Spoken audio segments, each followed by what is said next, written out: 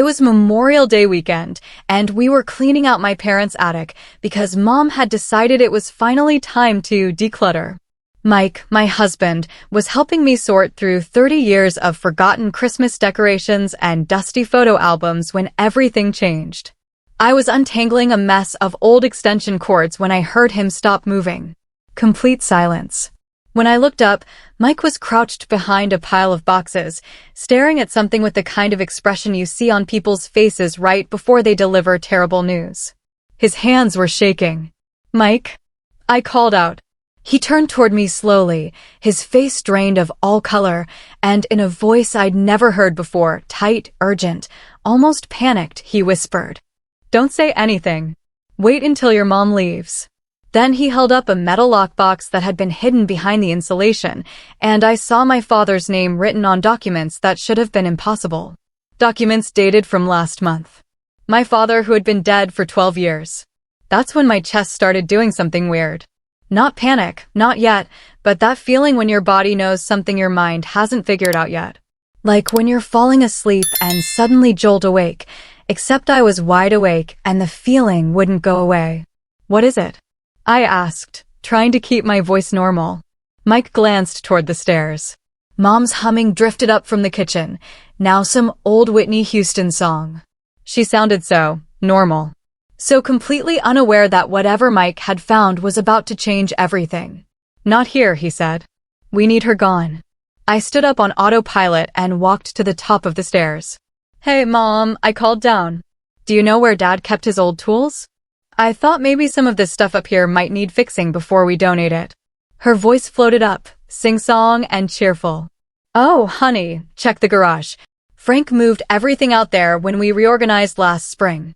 Frank. My stepfather. The man who'd swept into our lives 8 months after Dad's accident, bringing his own son and his own ideas about how our family should work.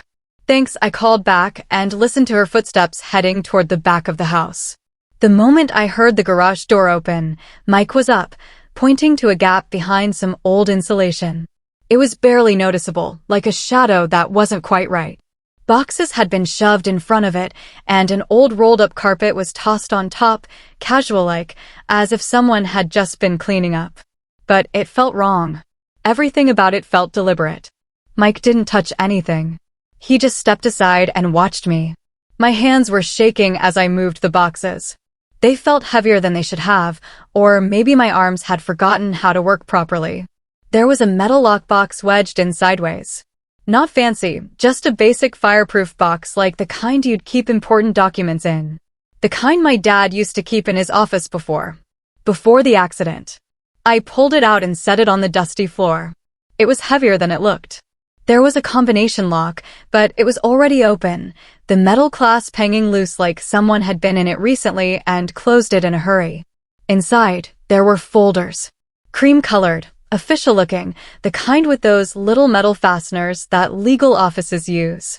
My fingers were sweating as I picked up the first one. The name on the tab made my world tilt sideways. David Martinez. My father's name. But that wasn't possible. My father had been dead for 12 years. I opened the folder, not all the way, just enough to see the header on the first page.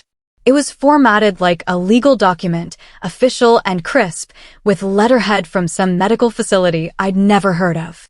Sunset Manor Care Facility, I read out loud, my voice sounding strange in the dusty air. Mike leaned in, and I could feel him reading over my shoulder. Neither of us said anything for what felt like forever. The date on the document was from last month. Last month. I flipped through more pages, my hands moving faster than my brain could process what I was seeing. Medical records.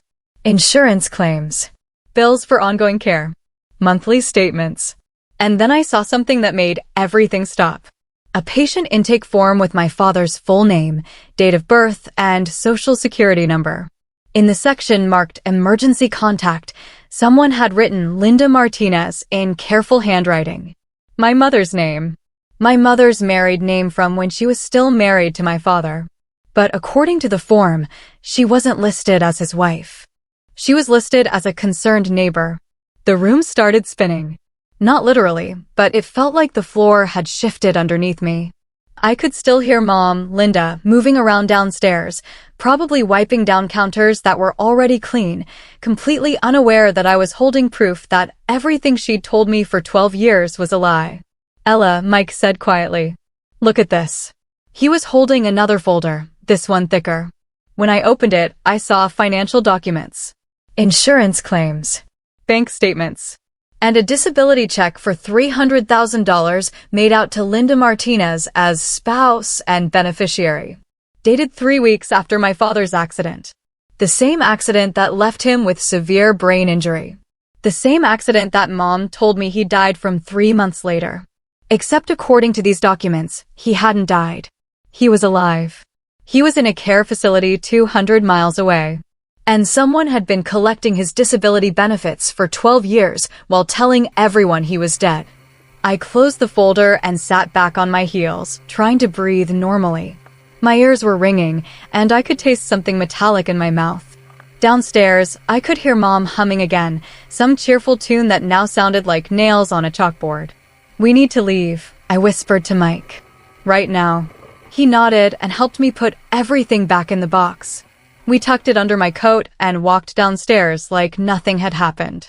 Mom was in the kitchen, wiping down the stove and asking about whether we needed help carrying anything heavy. Something came up, I said, my voice sounding weird and far away. We need to head out. Already, she said, blinking like she was confused. But you just got here. We'll be back later, Mike said smoothly, giving her one of his easy smiles. Thanks for lunch. She hugged us both, and I had to fight every instinct in my body not to pull away. Her arms felt wrong around me. Everything about her felt wrong. We walked to the car and got in. I didn't say anything until we were 3 blocks away. Then I started crying. Not the pretty kind of crying you see in movies. The ugly, gasping kind where your whole body shakes and you can't catch your breath. Mike pulled over and just held me while I fell apart in the passenger seat of our Honda Civic. When I could finally speak, I said, my father is alive. And Mike said, I know. And that's when I realized that my entire life had been built on a lie. I need to tell you about my father before I tell you the rest of the story, because you need to understand what they took from me. David Martinez was the kind of man who remembered every birthday, every school play, every small victory and devastating defeat. He taught me how to change a tire when I was 14, not because he thought I'd need it, but because he wanted me to know I could take care of myself. He worked construction during the day and took night classes to get his contractor's license because he wanted to build things that would last. When I was little, he used to take me to job sites on Saturdays. I'd wear his extra hard hat, which was way too big for my head, and he'd show me how foundations were poured, how walls went up, how everything had to be measured twice and cut once. Measure twice, cut once, Ella, he'd say. That's not just construction advice. That's life advice. He was the one who came to my soccer games when I was 8 and terrible at sports. He cheered louder than all the other parents combined when I accidentally kicked the ball toward the wrong goal. He never missed a parent-teacher conference. He helped me with math homework even though he wasn't particularly good at math himself. When I turned 16, he gave me a toolbox. Not a pink one, not some cute girl version. A real toolbox with real tools, the same brand he used. Every woman should know how to fix things, he said. Don't ever depend on someone else to do something you can learn to do yourself. I still have that toolbox. I've carried it with me through 4 different apartments, 2 different states, and 1 marriage.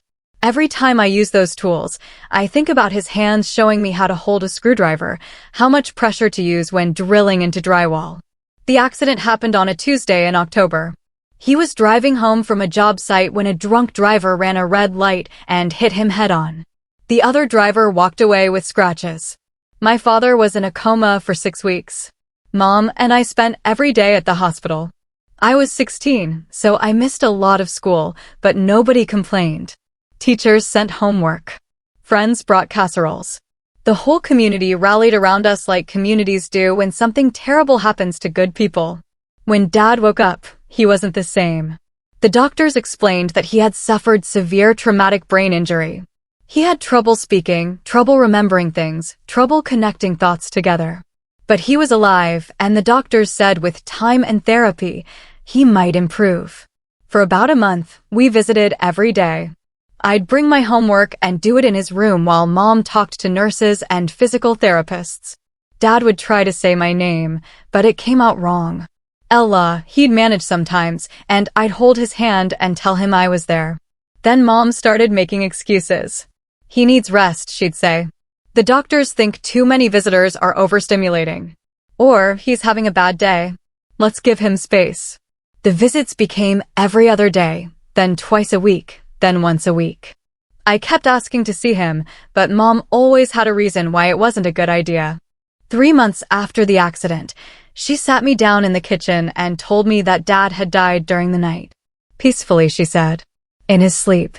The brain injury had caused complications, and his body just couldn't fight anymore. I remember how she delivered the news. Calm, matter of fact, like she was telling me about a change in dinner plans. The funeral will be small, she said. Just family. He wouldn't want a big fuss. There was no funeral. She said she'd had him cremated and spread his ashes at the lake where we used to go fishing. I never saw a death certificate. I never saw an urn. I just had to trust that my mother was telling me the truth about the most important thing that had ever happened in my life. 8 months later, she married Frank. Frank wasn't a bad man exactly. He wasn't cruel or abusive. He was just there. He moved into our house, brought his son Derek, and started rearranging everything to suit his own needs. Dad's tools went to the garage. Dad's chair got replaced with Frank's recliner. Dad's photos got moved from the living room to a single shelf in my bedroom. It was like they were erasing him, one piece at a time. Derek was 20 when Frank and Mom got married, so he wasn't exactly a stepbrother so much as a strange adult man who suddenly lived in my house. He was in his junior year at State, studying pre-law, and he treated me like I was an annoying younger sister who came with the territory of his father's new relationship. The house changed. Everything changed. Mom started cooking different food, watching different TV shows, listening to different music. She bought new furniture and new curtains and slowly, methodically, eliminated every trace of the life she'd shared with my father. I was 17 and grief-stricken and trying to figure out how to exist in a world where my anchor had been ripped away. When I asked about college, Mom said we couldn't afford it. Dad's life insurance had gone to pay medical bills, she explained. There wasn't money for extras like higher education. Meanwhile, Derek finished law school on a full scholarship, graduated with honors, and landed a job at a prestigious firm downtown. He bought a nice car, got his own apartment, and started building the kind of life I'd always assumed I'd be able to build too. I worked 2 part-time jobs through community college, saved every penny I could, and eventually transferred to finish my bachelor's degree. It took me 6 years to get a 4-year degree, working the whole time to pay for it. I never questioned any of it. I trusted that Mom was telling me the truth about our financial situation. I trusted that she was doing her best to take care of me after we'd both lost the person who mattered most. I trusted her completely. That trust, it turns out, was worth about $300,000. If you've ever felt like you were the outsider in your own family, hit that subscribe button to Revenge with Nick, because this story is about to get wild. And if you're one of those people who refuses to subscribe no matter what, drop a comment telling me why. I'm genuinely curious what it takes. The night after we found the box, I couldn't sleep. I kept thinking about Dad's face the last time I saw him in the hospital, the way he'd try to smile when I walked into the room even though smiling was hard for him. I thought about how he used to hum while he worked, unconsciously, the same 3 or 4 bars of some song he probably didn't even know he knew. Mike found me at the kitchen table at 3 in the morning, staring at the documents we'd spread out like puzzle pieces. "What are you thinking?" he asked, sitting down across from me. "I'm thinking," I said slowly, "that my mother has been lying to me for 12 years. And I'm thinking that somewhere, 200 miles away, my father is sitting in a care facility wondering why his family abandoned him." Mike reached across the table and took my hand. "What do you want to do?" "I want to call this place," I said, pointing to the letterhead on one of the medical documents. "I want to know if he's really there." "It's 3 in the morning." "I know. I'm going to call first thing tomorrow." But I didn't wait until tomorrow. At 6 a.m., which felt like a reasonable time to call a medical facility, I picked up the phone and dialed the number. A woman answered. Sunset Manor, this is Janet. Hi, I said, my voice shaking slightly. I'm calling about a patient. David Martinez. Are you family? I'm his daughter. There was a pause. I'm sorry, but Mr. Martinez's file shows no known family members. Could I get your name and I'll check with our administrator? My name is Ella Martinez, I said. David is my father. Another pause, longer this time. Hold on just a moment. I waited, my heart pounding so hard I was sure Mike could hear it from across the room. Ma'am? Janet came back on the line. I'm going to transfer you to our social worker. There seems to be some confusion about Mr. Martinez's family status. The social worker, a woman named Patricia, sounded tired and overworked. Ms. Martinez, she said, I need to be honest with you. David Martinez has been with us for 11 years, and in all that time, we've never had contact with any family members. His intake form lists a Linda Martinez as an emergency contact, but she's listed as a neighbor, not family. We've tried to reach her several times over the years, but the number we have is disconnected. My hands were shaking so hard I could barely hold the phone. What's his condition? I can't give out detailed medical information over the phone, but I can tell you that Mr. Martinez has significant cognitive impairment from his brain injury. He requires assistance with daily living activities, but he's mobile and he has good days and bad days. Some days he's quite lucid. Has anyone ever visited him? Not in the past 3 years. Before that, we had occasional visits from the woman who arranged his placement, but those stopped abruptly. Linda. Mom. The woman who'd been cashing his disability checks while telling everyone he was dead. I'd like to visit him, I said. Of course. Visiting hours are. Wait, I interrupted. How is his care being paid for? He receives VA benefits and Social Security disability. It covers basic care, but... She paused. Frankly, Ms. Martinez, it's not enough for the level of care he needs. We've had to make some difficult decisions about his treatment plan due to funding limitations. After I hung up, I sat at the kitchen table and cried again.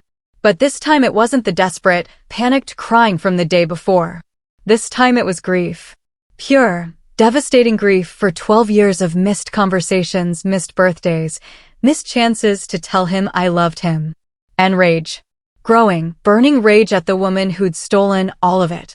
Mike made coffee and toast and sat with me while I tried to make sense of it all. We spread out the financial documents and tried to trace what had happened to the money. The $300,000 disability payment had been deposited into an account in Linda's name. From there, it had been transferred to various places, $80,000 to a joint account with Frank, $45,000 to something labeled Education Fund, $35,000 to Home Improvements, and the rest distributed across several smaller accounts. Derek's law school, Mike said, pointing to the Education Fund notation. This is how they paid for Derek's law school. I stared at the papers. My father's suffering had paid for my stepbrother's education. The man who'd taught me that every woman should be able to take care of herself had been abandoned so that someone else's son could build a career. They stole his life, I said. They stole yours too, Mike replied.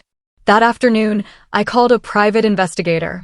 I know that sounds dramatic, but I needed to understand the full scope of what had been done before I figured out how to fix it.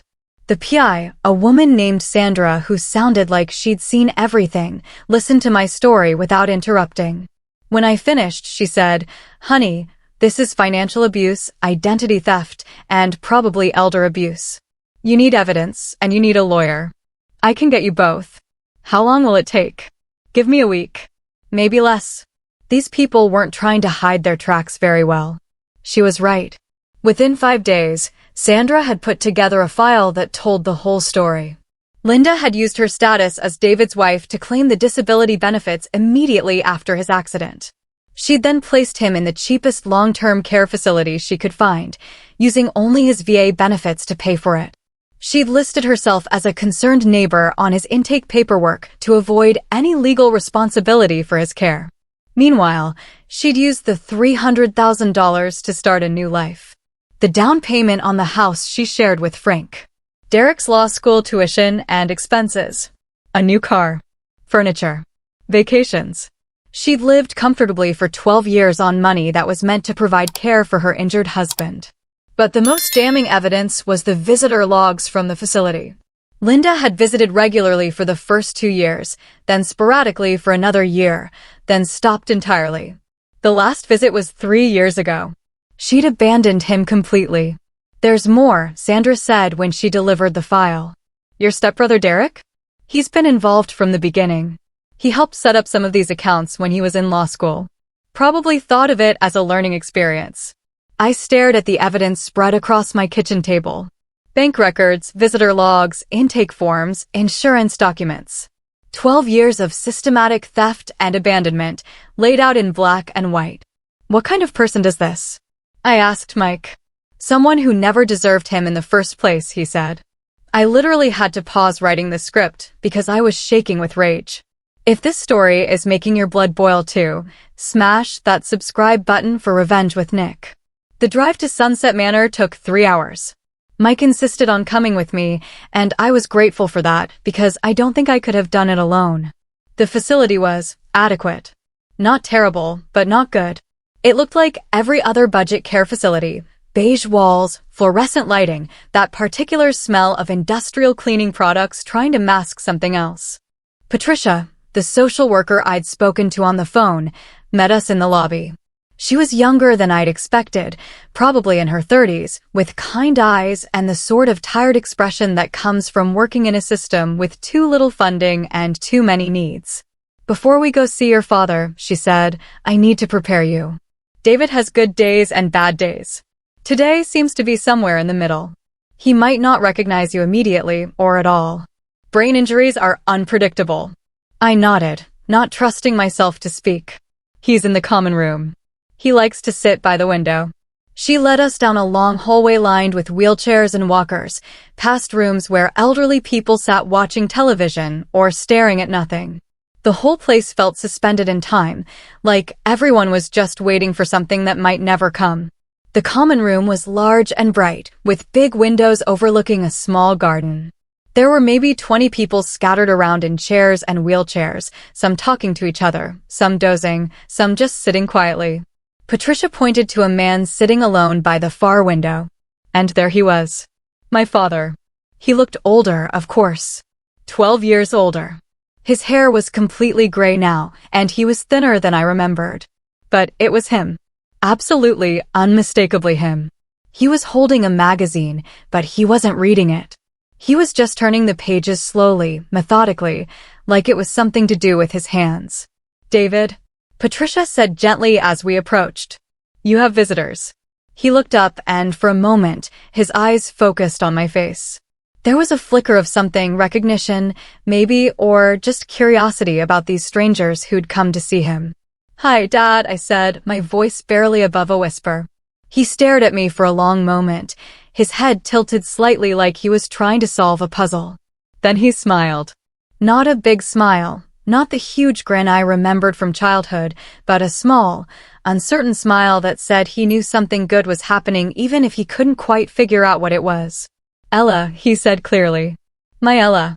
And I started crying right there in the middle of the common room, in front of all those people who'd probably seen this exact scene play out 100 times before. I sat down in the chair next to him, and he reached for my hand with movements that were slow but deliberate. His hand was rougher than I remembered, calloused from years of construction work that had ended abruptly 12 years ago. "I've been waiting," he said. "I knew you'd come." We sat together for 2 hours. Sometimes he was lucid and we could have something like a conversation. He asked about school, about work, about whether I was happy. He told me he missed me, that he'd been wondering where I was. Other times, he seemed to drift away, staring out the window or at his hands, lost in whatever fog the brain injury created. But he never let go of my hand. When visiting hours ended, I had to pry myself away from him. He seemed confused about why I was leaving, kept saying, "But you just got here." Patricia walked us back to the lobby. "He's been asking about family for years," she said quietly. "We always had to tell him that no one had contacted us. It's been hard for him." "What kind of care is he getting?" I asked. "The basics. Physical therapy twice a week, medication management, assistance with daily living." But he needs more. He needs cognitive therapy, better nutrition, more social interaction. The VA benefits don't cover those things. What would it cost to get him better care? Here? Maybe another $2,000 a month for enhanced services. At a better facility. She shrugged. Double that. On the drive home, Mike and I barely spoke. There was too much to process, too many emotions fighting for space in my head. But by the time we got home, I knew what I was going to do. I was going to get my father the care he needed. And I was going to make Linda pay for every penny she'd stolen. The next morning, I called a lawyer. His name was Robert Williams, and Sandra had recommended him as someone who specialized in financial abuse cases. He listened to my story, reviewed the evidence Sandra had gathered, and gave me the news I'd been hoping for. This is prosecutable, he said. Wire fraud, identity theft, elder abuse. Your stepmother could be looking at serious criminal charges. And civilly, you have grounds to recover everything she took, plus interest, plus damages. What about Derek? If he helped set up the accounts and knew about the fraud, he's an accessory. At minimum, he'll face disciplinary action from the state bar. At maximum, he'll face criminal charges too. How long will this take? Depends on how they respond. If they fight it, could be years. If they're smart and settle quickly, maybe 6 months. I thought about my father sitting by the window at Sunset Manor, holding a magazine he wasn't reading, waiting for visits that hadn't come for 3 years. I don't want to settle, I said.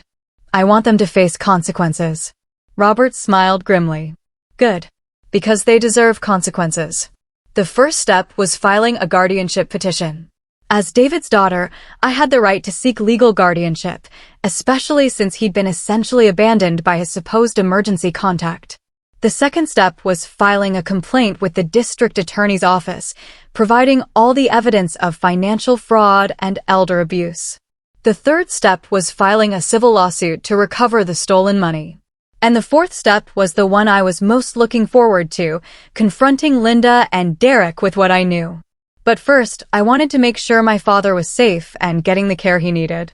Within a week of filing the guardianship petition, I was granted temporary guardianship status. That meant I could make decisions about his care while the permanent hearing was pending. The first decision I made was to move him to a better facility, one with more comprehensive services and a higher staff-to-patient ratio. The second decision was to upgrade his care plan to include cognitive therapy, nutritional counseling, and more intensive physical therapy. It cost $4,500 a month, nearly 3 times what Sunset Manor had charged. I paid for it with our savings account, knowing that if everything went according to plan, I'd be able to recover that money and much more. The third decision was to visit him every weekend. On our second visit, Dad was having a good day. He recognized me immediately, asked about Mike, remembered details from our previous conversation. We spent the afternoon looking through old photo albums I'd brought, and he told me stories about pictures I'd seen 1,000 times but never really understood. That's the day you learned to ride your bike, he said, pointing to a photo of me at age 6, grinning and missing 2 front teeth. You were so determined. You practiced every day for 2 weeks until you got it right. I don't remember that. You were like that with everything. Determined. You'd figure out how to do something, and then you'd do it perfectly. He looked at me with eyes that were completely clear and present. I always knew you'd be fine, no matter what happened. You're strong, Ella. Stronger than you know. It was like getting a piece of my childhood back, hearing him say my name the way he used to, with that particular inflection that meant I was loved and seen and important. On the drive home, I made a decision. It was time to end Linda's lies. If you're as invested in seeing justice served as I am, kindly subscribe to Revenge with Nick right now. And hey, share this unbelievable betrayal story with as many people as you know who needs to hear it. I planned the confrontation carefully.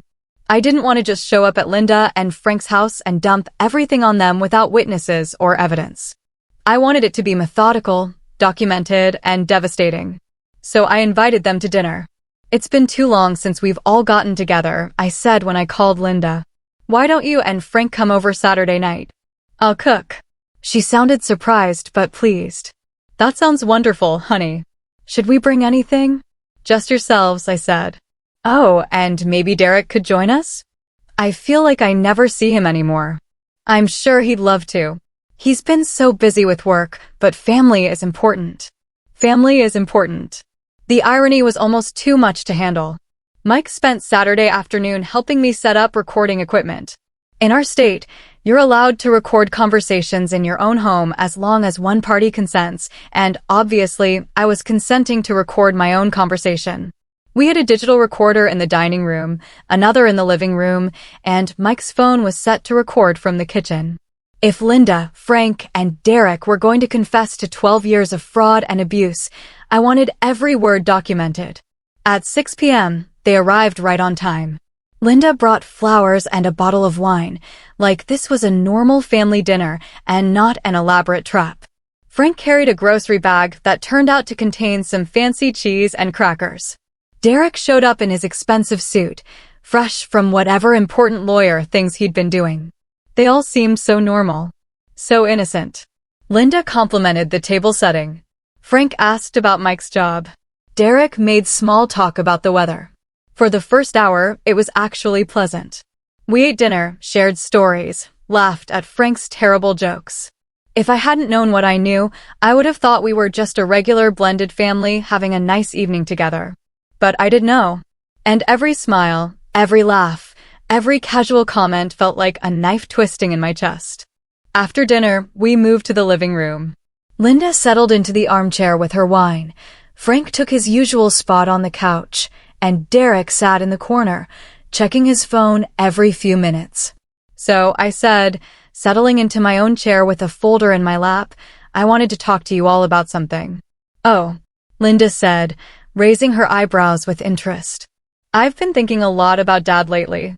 About his accident, and everything that happened after. The room got quiet. I could see Linda and Frank exchanging a quick glance.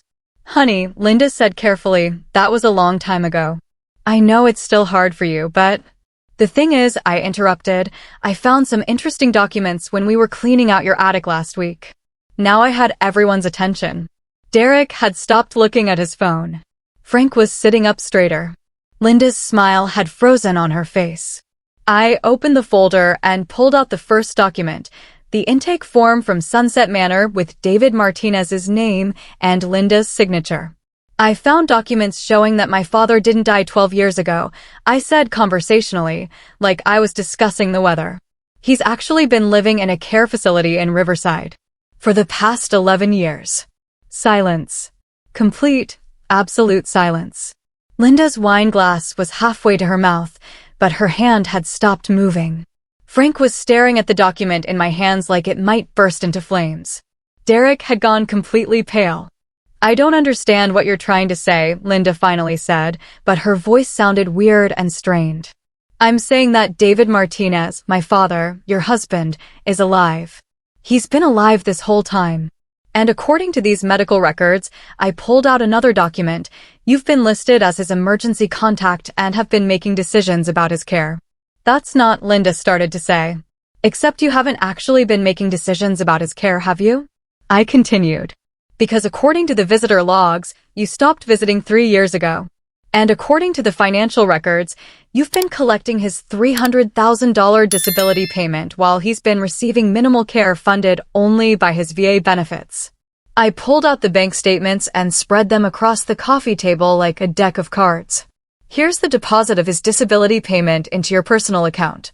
Here's the transfer to the joint account you share with Frank. Here's the payment to Derek's law school. Here's the down payment on this house. Derek found his voice first.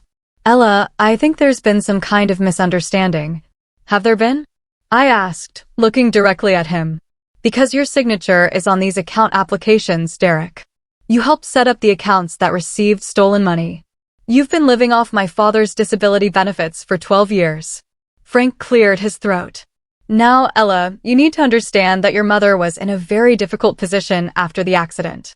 She had to make some hard choices. She had to choose between caring for her injured husband and stealing his money to start a new life with you? I asked. That was a hard choice. Linda set down her wine glass with shaking hands. You don't understand what it was like, she said, and now her voice was getting louder. He wasn't the same person after the accident. He couldn't work, he couldn't take care of himself. He didn't even remember who I was half the time. I was 26 years old, Ella. I had my whole life ahead of me. So you decided he was dead? He might as well have been dead, she snapped. The person I married was gone. What was left it wasn't him anymore. But it was enough him to collect his disability benefits? I deserved that money. I took care of him for months. I visited, I dealt with doctors, You abandoned him, I said flatly. You took his money and you abandoned him. I gave you a good life, Linda said, her voice rising. I gave you a stable home, a stepfather who cared about you, a family. What was I supposed to do? Sacrifice everything for someone who didn't even know who I was? You were supposed to take care of him. You were his wife. I was a kid, she shouted. I was barely older than you are now when this happened. I didn't sign up for a lifetime of caring for someone who couldn't even remember my name. But you did sign up for stealing his money. Derek stood up suddenly.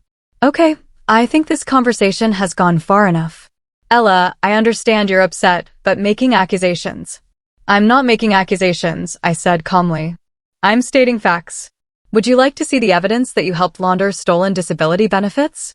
Or should we skip straight to the part where I explain that I've already turned all of this over to the district attorney's office? The room went completely quiet again. What? Linda whispered. I've filed criminal complaints for wire fraud, identity theft, and elder abuse. I've also filed a civil lawsuit to recover all the money that was stolen, plus interest, plus damages. And I've been granted guardianship of my father, so I can make sure he gets the care he needs. Frank's face had turned red. You can't do this to us. We're your family. No, I said, standing up and gathering the documents. You're not my family. My family is a man sitting in a care facility who's been asking about me for 12 years while you spent his money and told everyone he was dead. Linda was crying now, but they weren't tears of remorse. They were tears of rage and self-pity. You have no idea what you're doing, she said. This will destroy everything. Frank's reputation, Derek's career, our home. Good, I said. You destroyed my father's life. You stole 12 years from him and 12 years from me. You deserve to lose everything. Derek was pacing now, running his hands through his hair. Ella, listen, maybe we can work something out. Maybe we can set up a payment plan, reimburse the medical expenses. I don't want a payment plan, I said. I want justice. You're being vindictive, Linda spat. This is just revenge because you've always been jealous of Derek, always felt like you didn't get enough attention. This isn't about attention, I said quietly. This is about a disabled veteran who was abandoned by his wife so she could steal his money and start over with someone else. This is about a daughter who spent 12 years grieving a father who wasn't actually dead. This is about right and wrong. I walked to the door and opened it. I think it's time for you to leave. They gathered their things in silence. Linda wouldn't look at me, but as she passed by, she grabbed my arm. You're going to regret this, she said in a low voice. When you see what this does to all of us, when you see the consequences, you're going to wish you'd just let sleeping dogs lie. The only thing I regret, I said, pulling my arm away, is that it took me 12 years to find out the truth. After they left, Mike and I sat in the living room, surrounded by the evidence of 12 years of lies and theft. How do you feel? He asked. Exhausted, I said. And angry. And relieved. Relieved? I don't have to pretend anymore. I don't have to smile and play happy family with people who stole from my father and lied to me for over a decade. I leaned back in my chair and closed my eyes. For the first time in 12 years, I know the truth. This is it. The moment we've all been waiting for. If you want to see these fraudsters get exposed, hit subscribe on Revenge with Nick because the confrontation is about to be legendary. Non-subscribers, seriously, what's your deal? Drop a comment. The legal process moved faster than I expected. When you have clear evidence of financial crimes and the defendants have essentially confessed on tape, things tend to progress quickly. Within 2 weeks, Linda and Frank received notices that criminal charges were being filed. Wire fraud, identity theft, elder abuse, and conspiracy. Derek received a separate notice about accessory charges and a notification that the state bar was opening an investigation into his conduct. Their first response was to hire lawyers. Expensive lawyers, probably paid for with money they'd stolen from my father. Their second response was to try to negotiate. My clients are prepared to make restitution, Derek's lawyer told Robert Williams during a phone call that Robert recorded and played for me. Full repayment of the disability benefits, plus interest, in exchange for reduced charges. Your clients committed multiple felonies over a 12-year period, Robert replied. They abandoned a disabled veteran and stole money meant for his care. We're not interested in a deal. My clients are willing to pay enhanced damages, $500,000 total, if Ms. Martinez will agree to drop the criminal charges. The criminal charges aren't Ms. Martinez's to drop. Those belong to the state. And $500,000 won't cover the damages to Mr. Martinez's health and well-being from 12 years of substandard care. The negotiation continued for weeks, with increasingly desperate offers from Linda, Frank, and Derek's legal team. They offered $600,000, then $750,000, then $1 million. Each time, Robert told them no. Meanwhile, I was focused on Dad's care and recovery. The better facility, enhanced services, and regular family visits were making a noticeable difference. He was more alert, more engaged, more like himself on his good days. He still had bad days, days when the brain injury fog would roll in and he'd seem lost and confused. But the good days were getting more frequent, and on those days, we could have real conversations. I always wondered what happened to you, he said during one visit in November. I kept asking the nurses if they'd heard from my daughter, but they always said no. I didn't know where you were, Dad. I thought you had died. He looked confused. Died? Who told you that? Mom did. Linda. She said you died from complications after the accident. His face darkened with an expression I'd never seen before. Linda, he said, and there was something bitter in his voice. She stopped coming to see me. Just stopped. One day she was there, the next day she wasn't. Do you remember much from right after the accident? Some things. I remember being in the hospital. I remember you visiting, doing your homework in the chair by my bed. I remember Linda talking to doctors, signing papers. He paused, thinking. I remember her crying a lot. But not sad crying. Frustrated crying. Like she was angry about something. Do you remember her bringing you here? Not really. I remember waking up here one day and not knowing how I got here. The nurses said a woman had signed the papers, but when I asked to see her, they said she wasn't available.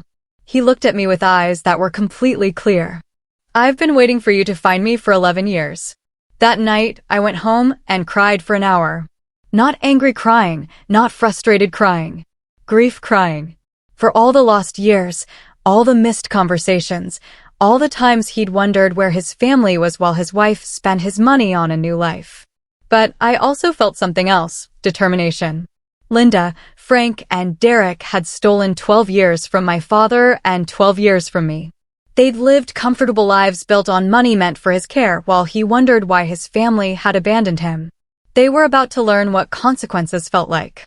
In December, the plea negotiation phase ended. Linda, Frank, and Derek's lawyers informed the court that their clients would not be accepting plea deals and intended to fight the charges. That was their choice. It was also their mistake. Because fighting the charges meant a public trial.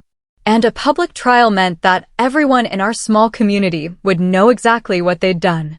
The first news story appeared in the local paper in January. Local woman charged with elder abuse, financial fraud. It was a short article, just the basic facts, but it was enough. Linda lost her job at the bank where she'd worked for 8 years. Frank lost several contracting clients who didn't want to be associated with someone accused of stealing from a disabled veteran. Derek was suspended from his law firm pending the outcome of the criminal and bar association investigations. Their comfortable life, built on stolen money, started crumbling. The second news story was longer, more detailed. Daughter discovers father alive after being told he was dead for 12 years. This one included interviews with staff at Dad's care facility, quotes from the criminal complaint, and a photo of Dad from his construction days. That's when the community reaction really started. People remembered David Martinez. He'd built porches, fixed roofs, and helped neighbors with home repairs for 15 years before his accident. He'd been the guy who showed up when your basement flooded or your deck collapsed, never charged much, always did quality work. The idea that his wife had abandoned him and stolen his disability money while he sat in a care facility asking about his family, it didn't go over well. Linda and Frank started getting dirty looks at the grocery store. Derek's law school classmates began distancing themselves from him. Their church asked them to step down from the finance committee. In February, they made one last attempt to settle. $1.5 million, Derek's lawyer told Robert. Full restitution plus damages, plus they'll agree to plead guilty to reduced charges. What kind of reduced charges? Misdemeanor fraud, community service, probation. Robert laughed. Absolutely not. Your clients committed felonies. They'll plead to felonies or they'll be convicted of felonies. There's no middle ground. My clients have lost their jobs, their reputations, their standing in the community. Isn't that punishment enough? Your clients stole from a disabled veteran for 12 years. No, losing their jobs is not punishment enough. The trial was scheduled for April. In March, something unexpected happened. Derek broke. Maybe it was the stress of the impending trial. Maybe it was the reality that his legal career was over regardless of the outcome. Maybe it was the weight of 12 years of guilt finally becoming too much to bear. Whatever the reason, he showed up at Robert's office on a Wednesday afternoon without his lawyer and asked to make a statement. I want to tell the truth, he said. I want to plead guilty and testify against Linda and Frank. Robert called me immediately. Derek wants to cooperate. He's willing to plead guilty to his charges and testify about how the fraud was set up and maintained. What does that mean for Linda and Frank? It means we have an inside witness. Someone who was there from the beginning, who helped set up the accounts, who knew exactly what was happening. It makes their conviction almost certain. Derek's statement was devastating. He described how Linda had come to him 3 months after Dad's accident, crying and desperate, saying she couldn't handle caring for a husband who didn't remember her and asking for help, sorting out the financial stuff. He'd helped her research care facilities, helped her understand the disability benefit process, helped her set up the accounts to receive the money. She said it was temporary, Derek said in his statement. She said once she got back on her feet, she'd use the money for better care for David. But then months passed, and she started talking about the money like it was hers. Like she'd earned it by taking care of him. He described how Linda had convinced Frank to marry her partially because of the financial security the stolen money provided. How they'd used David's disability payment as a down payment on their house, justifying it by saying David would never need a house anyway. He described helping Linda set up the trust fund that paid for his law school, knowing where the money was coming from but convincing himself that David wouldn't have minded helping his stepson get an education. I knew it was wrong, he said. I knew we were stealing from him. But Linda made it sound like we were just being practical. Like David was never going to get better anyway, so why shouldn't the money go to people who could actually use it? The statement was 23 pages long and included details about bank accounts, forged documents, and deliberate deception that spanned more than a decade. With Derek's cooperation, Linda and Frank's lawyers advised them to accept a plea deal. Linda pled guilty to wire fraud, identity theft, and elder abuse. She was sentenced to 5 years in federal prison, with the possibility of parole after 3 years. Frank pled guilty to conspiracy and accessory charges. He was sentenced to 3 years, with parole possible after 18 months. Derek pled guilty to accessory charges and agreed to make full restitution. He was sentenced to 2 years of probation, 500 hours of community service, and permanent disbarment. The civil lawsuit was settled simultaneously. Linda, Frank, and Derek were ordered to pay $1.2 million in damages, $300,000 in restitution for the stolen disability money, $600,000 in damages for 12 years of inadequate care, and $300,000 in punitive damages. Their house was sold to pay the settlement. Frank's business assets were liquidated. Derek's law school loans were transferred back to him personally, along with the requirement to pay interest on the stolen money that had originally paid for his education. Within 6 months, they'd gone from comfortable middle-class life to financial ruin and criminal conviction. As for me, I used the settlement money to move Dad to the best care facility in the state, with a full-time staff, cognitive rehabilitation services, and beautiful grounds where we can walk together on sunny days. He's doing remarkably well. The brain injury will always be there, but with proper care, he's more like himself than I dared to hope. We have conversations about books, about his construction projects, about my childhood memories. Sometimes he forgets things, but he never forgets that he loves me. I visit him every weekend. Mike and I are talking about moving closer so I can visit more often. I also started volunteering with an elder abuse prevention organization, helping other families navigate the legal system when their loved ones are victimized by financial fraud. Because it turns out there are a lot of Lindas out there. People who see vulnerable family members as opportunities rather than responsibilities. People who think that a disability or illness gives them the right to steal someone's dignity along with their money. But there are also a lot of people like me. People who will fight for justice, even when it's hard, even when it destroys relationships, even when everyone tells them to let sleeping dogs lie. Sometimes the right thing to do is wake up the dogs. Sometimes the right thing to do is make sure they bite back. Justice was served, but the emotional toll was devastating. If stories like this fuel your need for revenge justice like they do mine, subscribe to Revenge with Nick. We're just getting started with exposing family betrayals. 6 months after the trial ended, I got a letter. It was from Linda, postmarked from the federal correctional facility where she's serving her sentence. I almost threw it away without opening it, but curiosity got the better of me. Dear Ella, it began. I know you probably don't want to hear from me, but I wanted you to know that I've had a lot of time to think about what I did, and I'm sorry. The letter went on for 3 pages. She talked about being young and scared after Dad's accident, about feeling overwhelmed by the responsibility of caring for someone with a brain injury, about making bad decisions that snowballed into worse decisions. She said she knew there was no excuse for what she'd done, but she hoped someday I'd be able to understand that she hadn't set out to hurt anyone. She ended the letter by asking if I'd consider bringing Dad to visit her, so she could apologize to him in person. I read the letter twice, then put it in a drawer. Maybe someday I'll consider forgiving Linda for what she did to our family.